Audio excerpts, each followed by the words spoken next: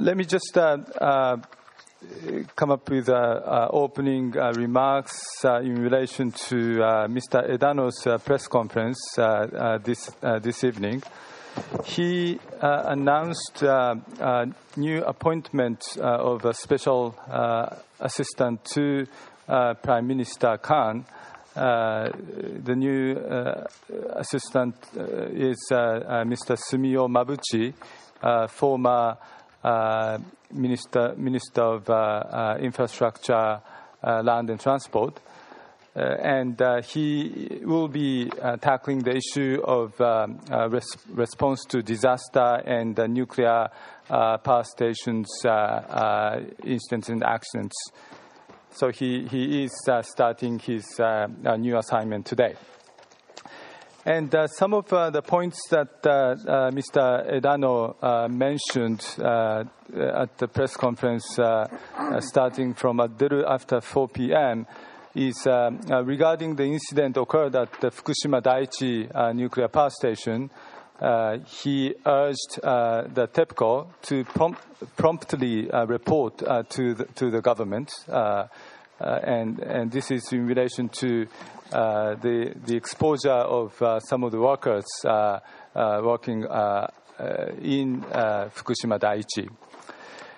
And also he mentioned that regarding the radioactivity issue, it is unfortunate that radioactivity exceeding the provisional standard is detected at the various sites. And he further mentioned that due to the standard established with enough margin through careful consideration into safety, exceeding the standard does not necessarily mean possible health damage that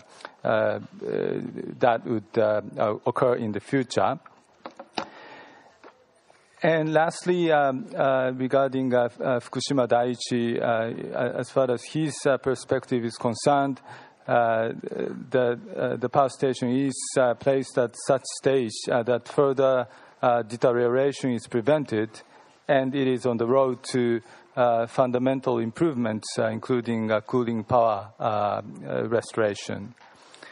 So that's and another one is there's a sheet of paper titled Government of Japan Relief Operations Following Tohoku-Pacific Earthquake and Tsunami, and this includes some of the statistics corrected up until this morning, and this includes the number of people who are dead exceeding 10,000, and number of people who are missing exceeding 17,000, and number of people rescued exceeds 26,000, and also number of confirmed displaced persons nearly 250,000, and this also includes some of the number of personnel deployed, including the self-defense forces exceeding over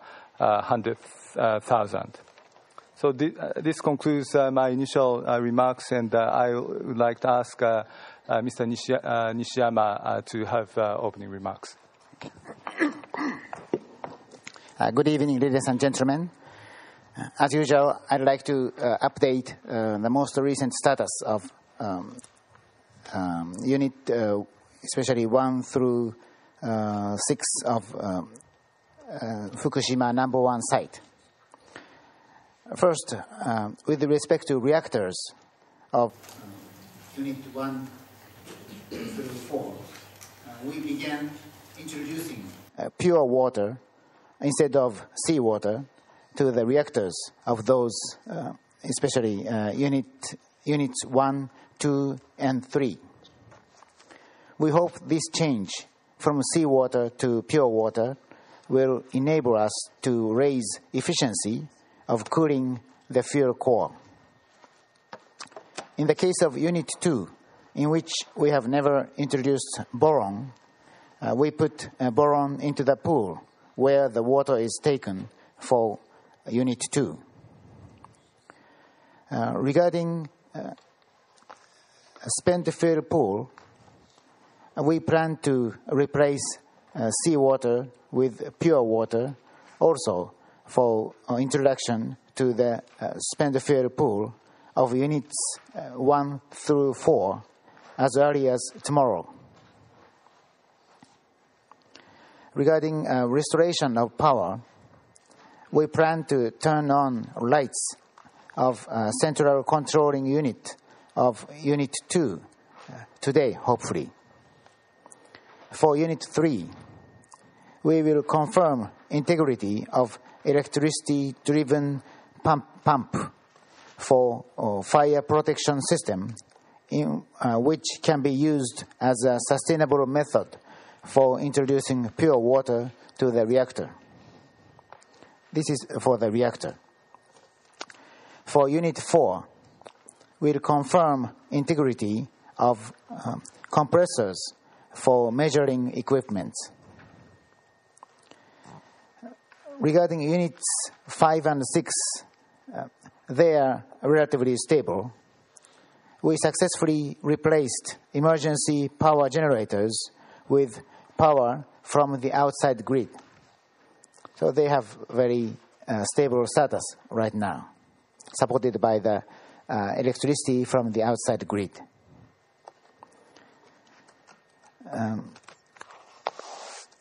We have a common spent fuel pool, which is not attached to any one of the units. Regarding this common spent fuel pool, electricity is provided from the outside grid, and the temperature is 53 degrees centigrade. So this is usual, ordinary temperature. We find no problem here. On the other hand, currently, one of the largest problems is unusual water spill on the basement level of the turbine building of Units 1 through 4. Especially in Units 1, 2, and 3, a high radiation level around 500 millisievert was observed. We plan to pump up and store appropriately the contaminated water. And after confirming that the radiation level is low enough for engineers to work, we'll resume our work to restore sustainable cooling system, including electricity restoration. But in other places where no radiation, high-level radiation is observed, we will continue our work to restore the sustainable cooling system. That's all for my today's report. Thank you very much. Thank you, Mr. Nishiyama. I'd like to ask Mr. Kawarada of MEXT to have opening remarks. Kawarada でございます。Good evening, ladies and gentlemen.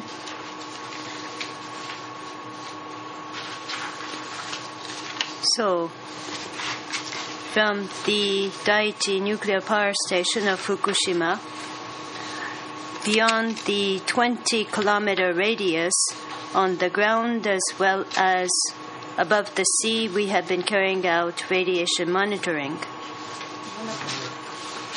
So please use your listening device if you are listening to in English.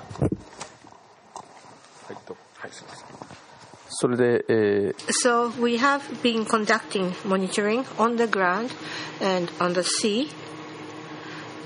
And since yesterday, we have decided to conduct the monitoring from the air, from the aerial monitoring.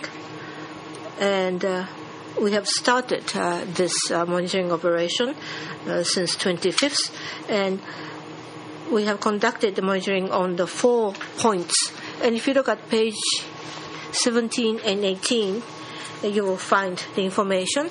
We have the routes and the findings on 17 and 18. And we look at the dosage level in the air, and the numbers are given on page 18. The readings on page 17 is comparable to that of the level in the background. So that's the first thing that I wish to share with you. Thank you. That's all.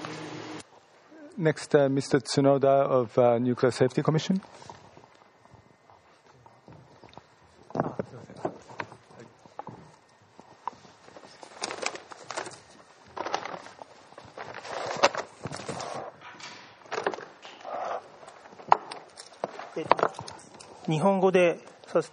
Allow me to speak in Japanese through translation. From the Cabinet Office, I'm from the NSC. We have made a press release on the 23rd of March about the SPEEDY system. And this is the estimation conducted by the SPEEDY system, which is the System for Prediction of Environmental Emergency Dose Information. Since 26th of March, we have used the SPEEDY, the System for Prediction of Environmental Emergency Dose Information. And we have started the evaluation or consideration of using speed to estimate the dose.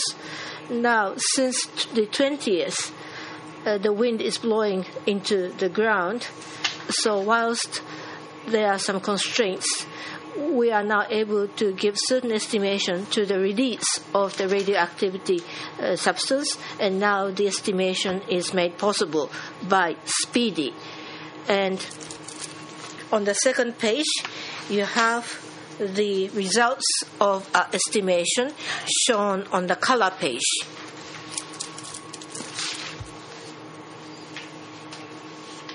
Now, our assessment evaluation to those readings, or estimation rather. Now,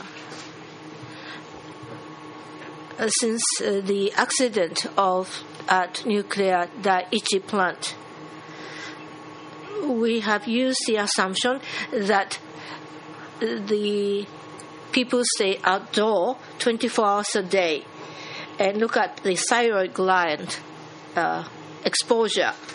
Now, that's outdoor, but in the indoor, if you stayed indoor, you'll be able to reduce the radiation exposure to 1/4 to 1/10 of that of the outdoor. Now, of course, this estimation is conducted under certain constraints and limitations. We would like to enhance the accuracy and precision of this system, so we have to strengthen the monitoring activities further. If you go to page 2, or go back to page 2, in terms of assessment, again, the assumption is that we are looking at the thyroid gland radiation level, supposing that 24 hours that they spend the time 24 hours a day outdoor. And on page 3, we have the description of the SPEEDY, and also the MEX has put together the English pamphlet illustrating the SPEEDY for you to look at for information. Thank you. Then next, I'd like to ask Ms. Iseki of MHLW.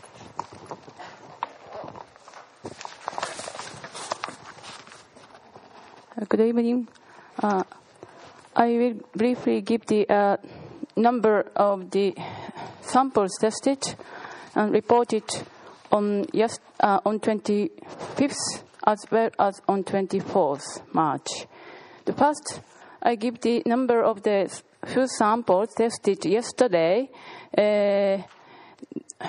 In total, 83 samples are tested and reported from 10 prefectures.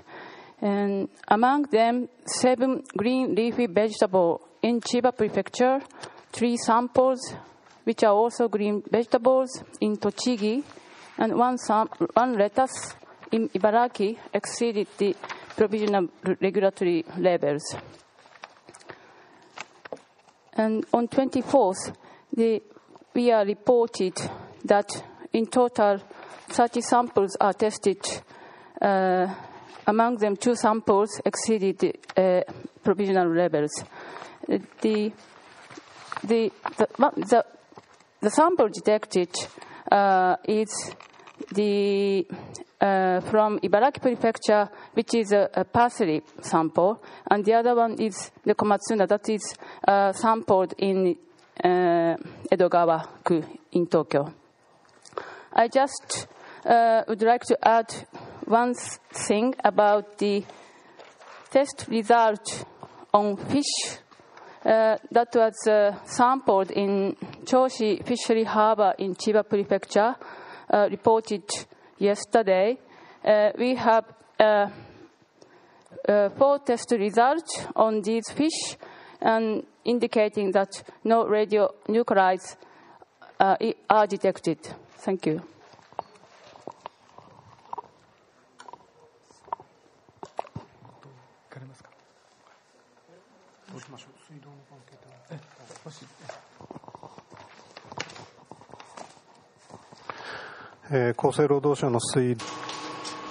Thank you. From the Waterworks Bureau of MHLW. So I would like to report to you the current status of the restriction of intake of tap water in 4 prefectures. Restriction of intake of tap water on infants are being imposed. So including the intake on adults and infants, Iidate Patch, Iidate Village, only Iidate Village is the only prefecture in which intake includes intake of adults. And 5 in Miyagi, and in Chiba there is 1 city, and Utsunomiya, that has the intake restriction on infants. I'd like to ask Mr. Matsunaga for Ministry Assistant Press Secretary.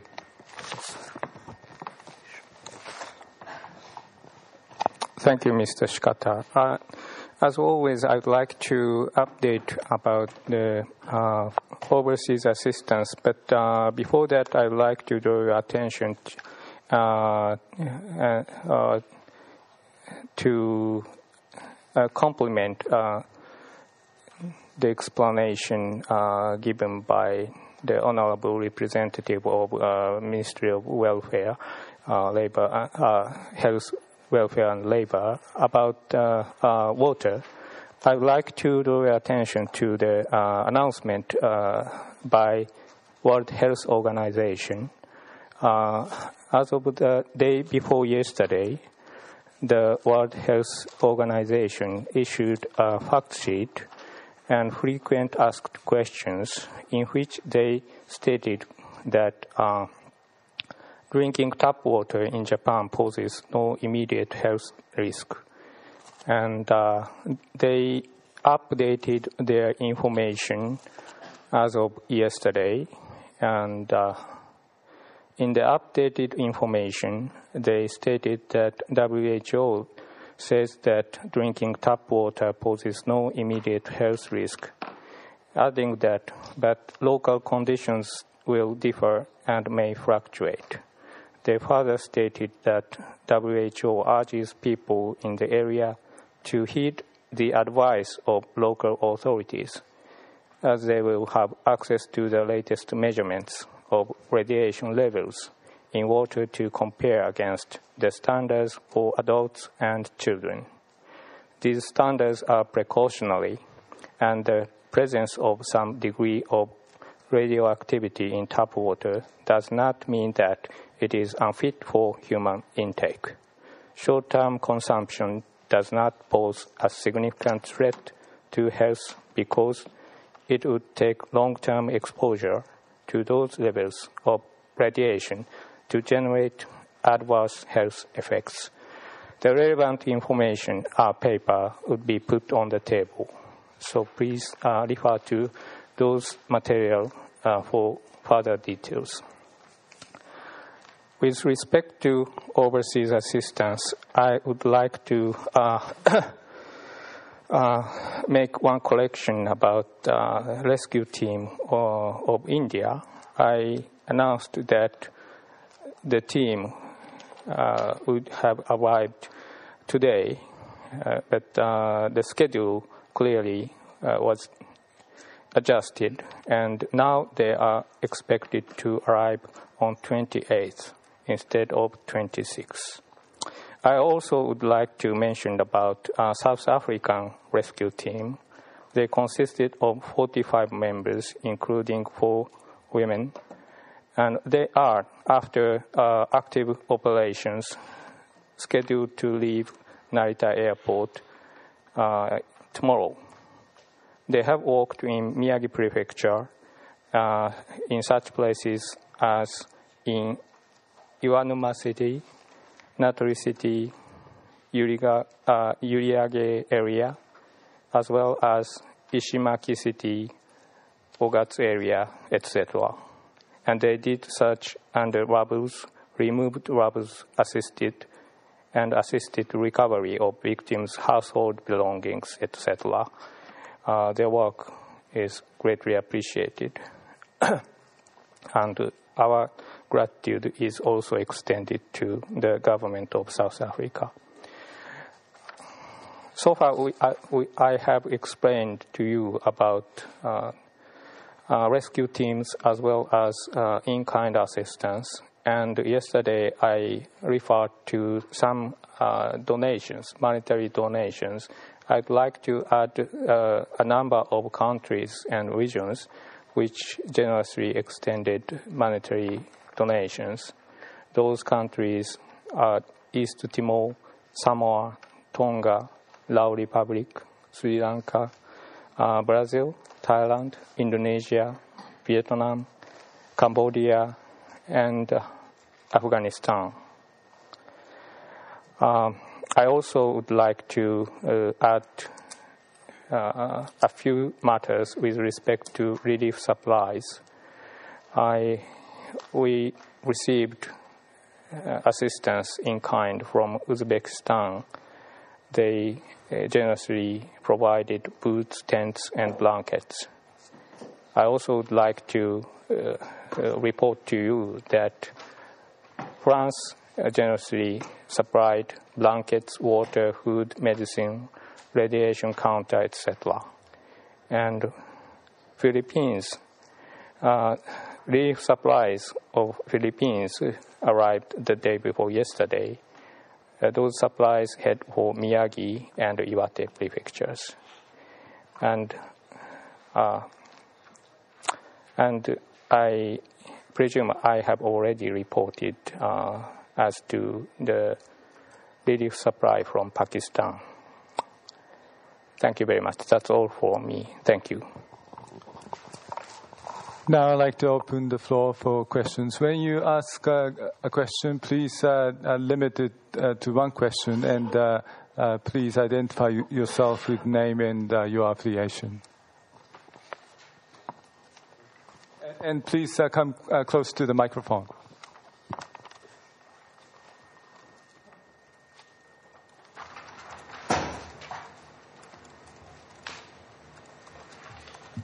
Hello, I'm Michael Chandler with the Washington Post.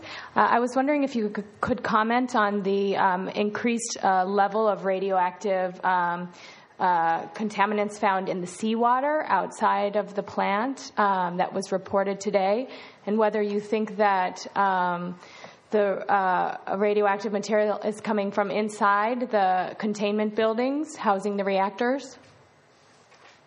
Is it leaking from the reactors? ワシントン・ポストのものですけれども、今日報告されました発電所の外の海水から検出された放射能濃度が上昇していることに関してコメントをいただけますでしょうか。すなわち原子炉から漏れ出しているのでしょうか。すなわちこの放射性物質はどこかその格納容器の中などから、すなわち原子炉そのものから漏れ出しているものなのでしょうか。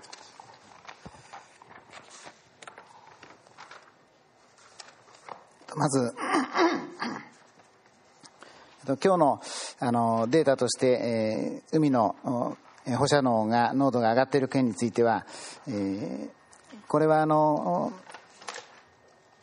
現在この発電所から半径20キロのところに人がいないということと、それから避難地域に指定されて人がいないということと、それから海で魚や海藻に蓄積するまでには相当な拡散があって、それを人が食べる頃までにはほとんど影響がなくなっているであろうことを考えれば、直ちに問題になる値ではないと考えています。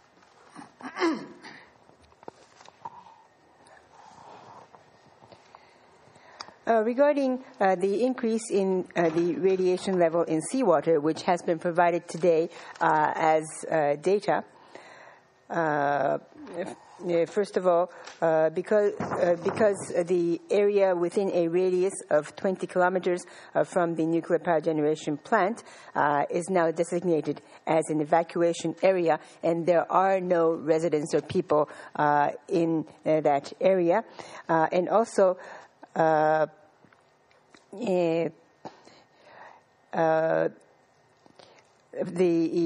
radiation in fish and seaweed in the ocean does actually dissipate before they actually are consumed by human beings, and therefore by the time they are consumed by human beings, the levels would be far lower.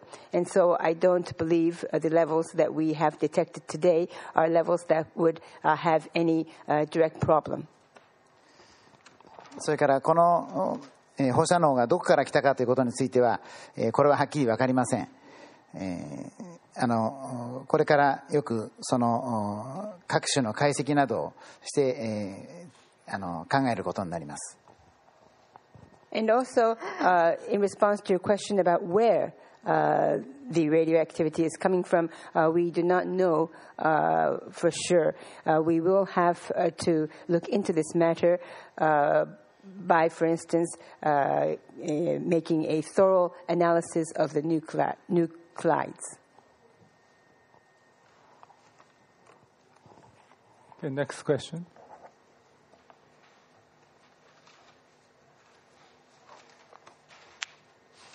Yamaguchi-san.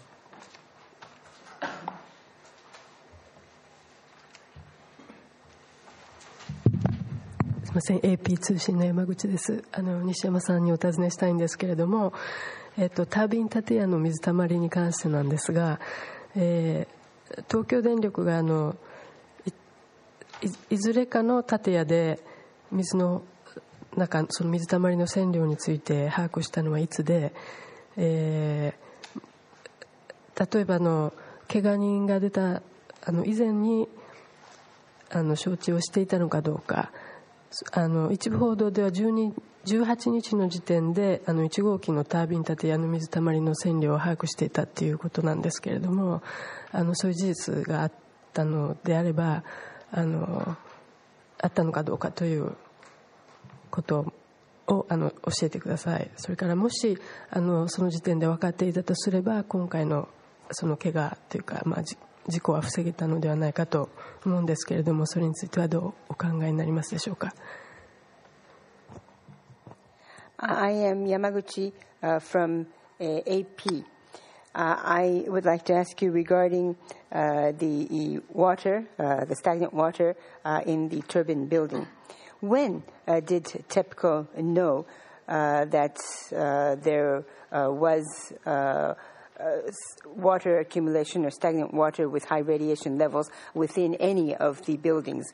For instance, was this fact known already before some of the workers suffered injury?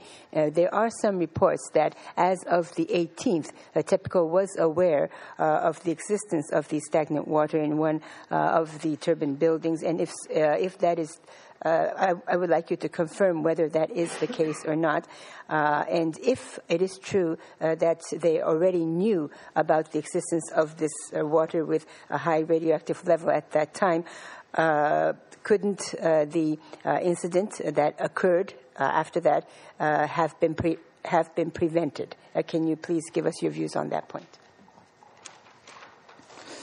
まず東京電力は、ちょっと日付ははっきりしませんけれども、何日か前に1号機のタービン建屋の作業をしに行ったときに、そこで水ということに限らず空気中のその放射線量を測りましたけれども、その時にある程度高い値だということを発見しておりました。First of all, I don't know the exact date, but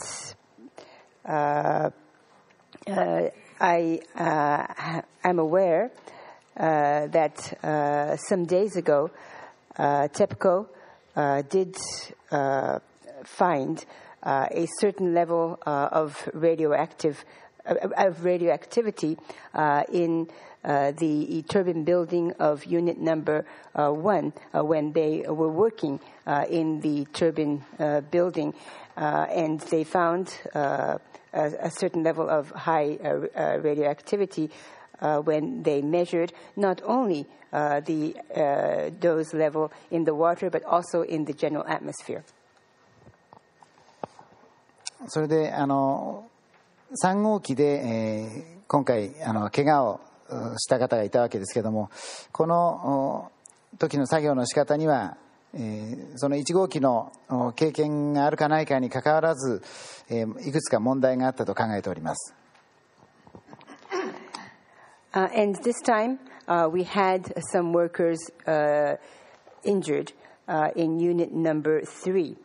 And I believe, irregardless of that experience they had in the turbine building in unit number 1, I would say that there were some problems in the way that the work was done.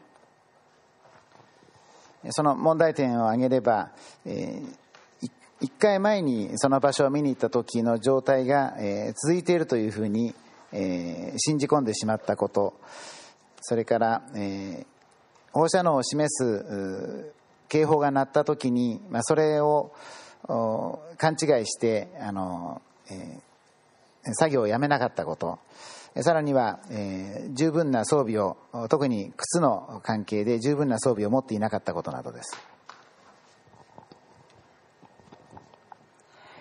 And if I may identify some of the problems in the way they were doing the work, first of all, the point that they believed that the condition that they had seen previously or in the previous day would be continuing even on the following day. The second point is even when the alarm rang showing a high level of radiation, they mistook it to mean something else and did not immediately stop their work. That's the second problem that I can see. And the third is that they did not have adequate protective equipment or protective wear, particularly, for instance, the kind of shoes or boots they were wearing. それでその点については原子力安全保安院からも注意をいたしまして、東京電力は今のような問題点を克服する作業の仕方を改めて徹底したと聞いております。And the Nuclear and Industrial Safety Agency, NISA, has warned Tokyo Electric Power Company regarding these points, and I have heard that TEPCO has made thoroughly sure to improve the way in which the workers will do their work in a way that will be able to overcome and resolve the problems that I have identified. Next question. Okay.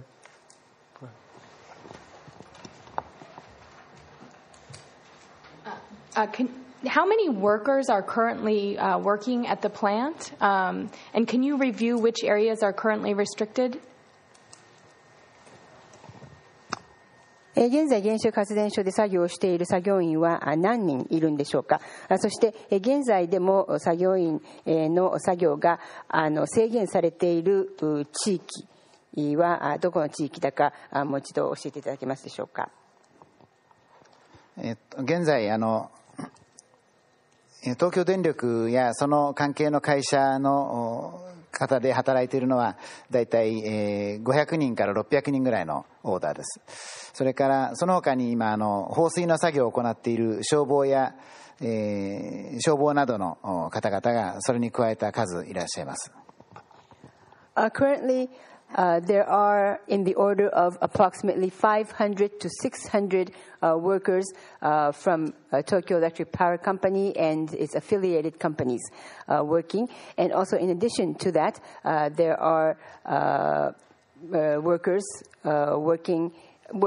from the respective fire departments who are involved in the spraying of water. それで、今制限されている区域はその3号機の水たまりがある場所のように高い線量が発見された場所に限られておりまして、それ以外の場所では今作業を行っています。And the areas that are currently restricted are only areas where high levels of radiation were found, such as the area around the stagnant water in unit number 3, and work is going on in all the other areas.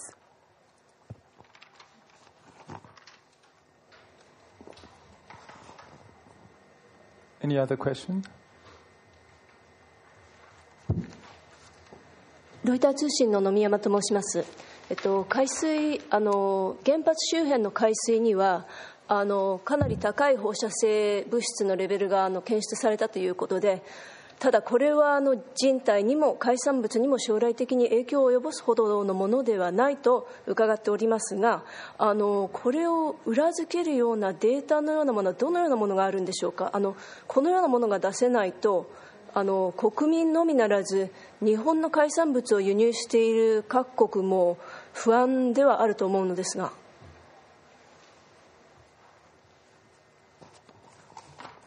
I am Nomiyama from Reuters. I understand that the seawater, I understand that a considerably high level of radioactive material was detected from the seawater around the nuclear power generation plant, but it has been said that the levels are not something that will have any effect on human beings or any marine products in the area in the future. What kind of data do you have to substantiate that point? Because unless data to substantiate this point is provided, I would say that not only the Japanese people, but countries that are importing these products from Japan will be concerned.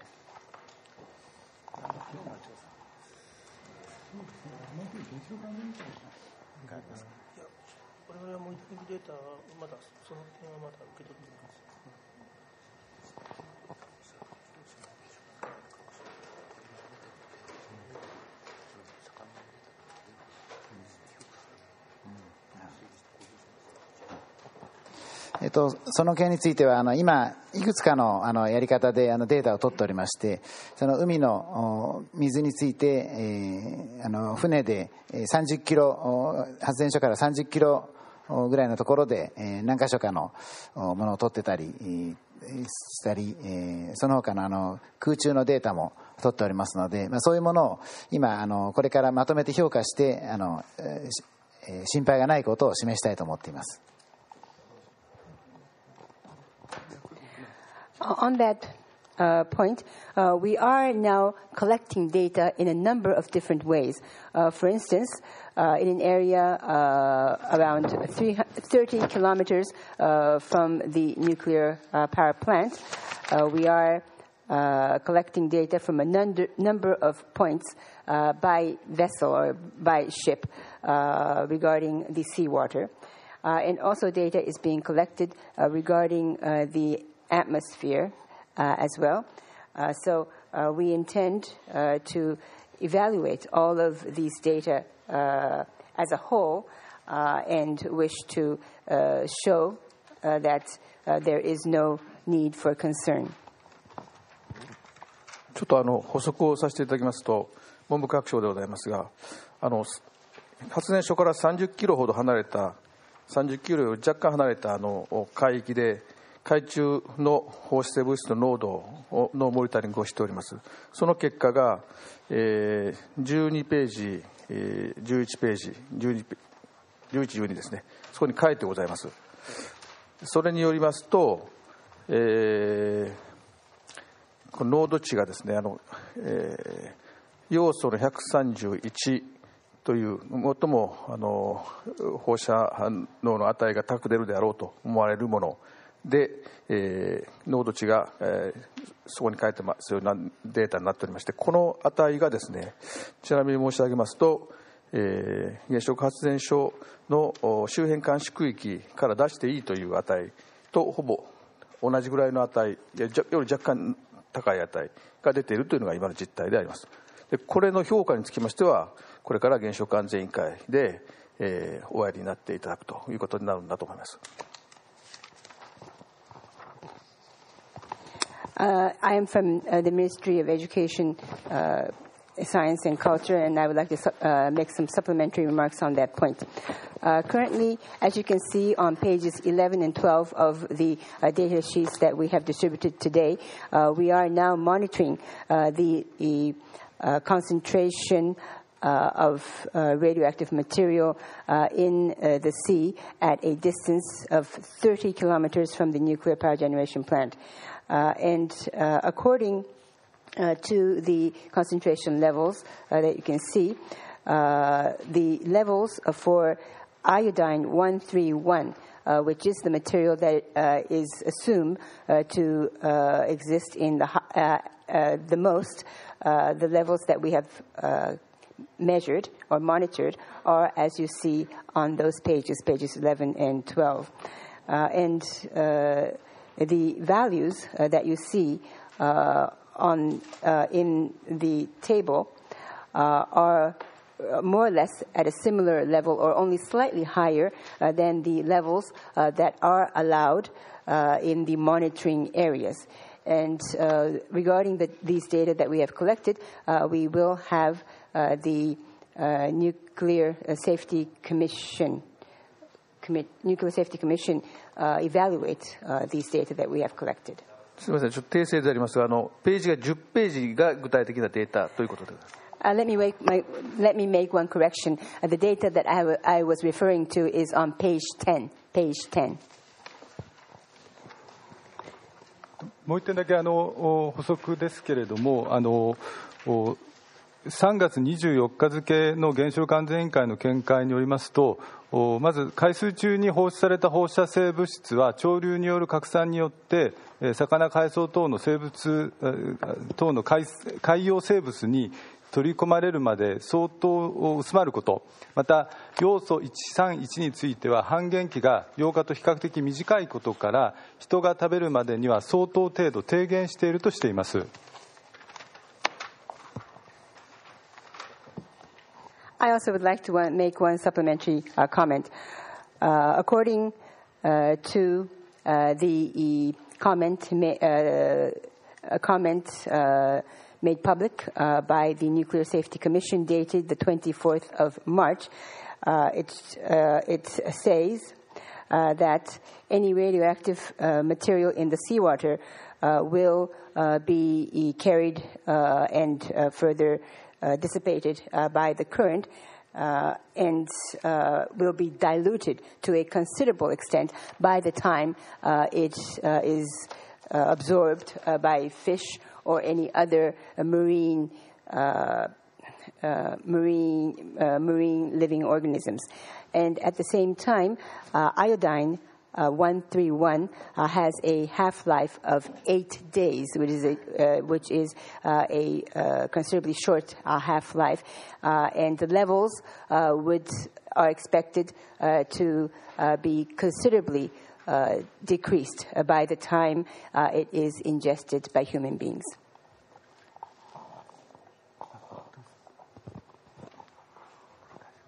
ありがとうございます。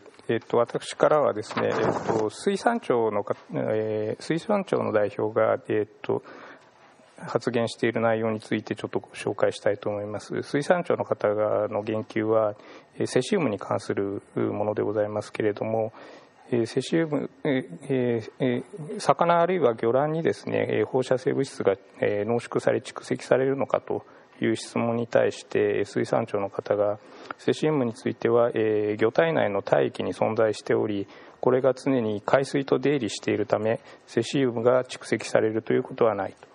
同様に魚卵についても蓄積されることはないと、こういう見解を述べておられます。ありがとうございます。魚卵って卵ってことですね。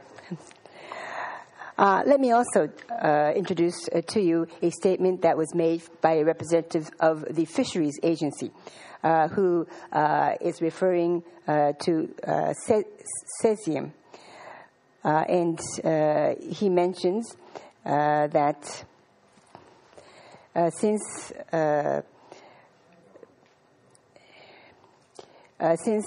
any radioactive material in fish or fish roe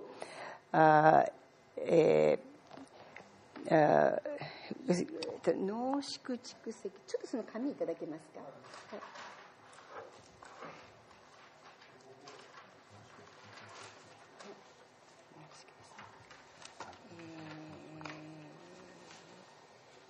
これですね。はい。According to the comment that was made by a representative from the fisheries agencies regarding any concentration or accumulation of radioactive material in fish and fish roe, since cesium already exists inside the body of the fish and is always constantly going in and out of the body of the fish, together with the seawater that goes in and out of the body of the fish. Cesium will not be concentrated or accumulated in either fish or fish roe. Let me just lastly add that there are no fishing activities conducted within the 30-kilometer radius of Fukushima Daiichi. Okay, next question, please.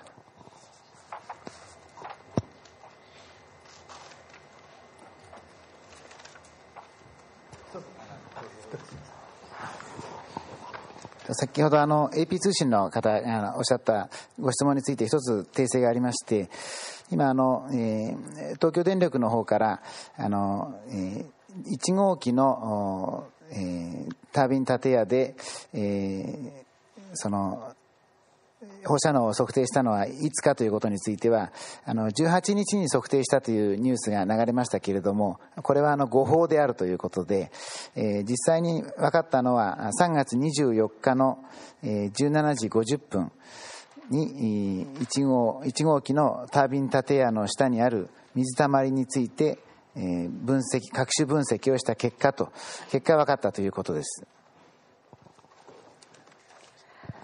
I have one correction to make regarding the answer I gave earlier to the question from Ms. Yamaguchi from AP. I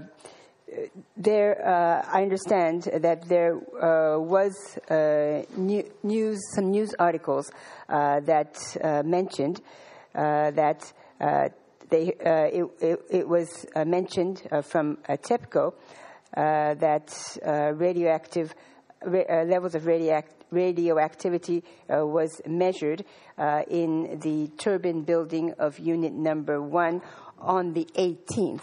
But that is wrong information, and the news report itself was wrong. Actually, it was found at 1750, that is 5:50 p.m. on the 24th of March, as a result of the nuclide analysis that was done on the stagnant water that was found in the basement of the turbine building of unit number 1.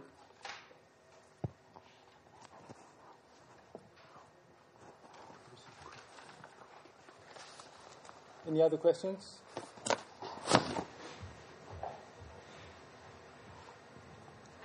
If there are no other questions, I would like to conclude today's briefing. Thank you very much for coming.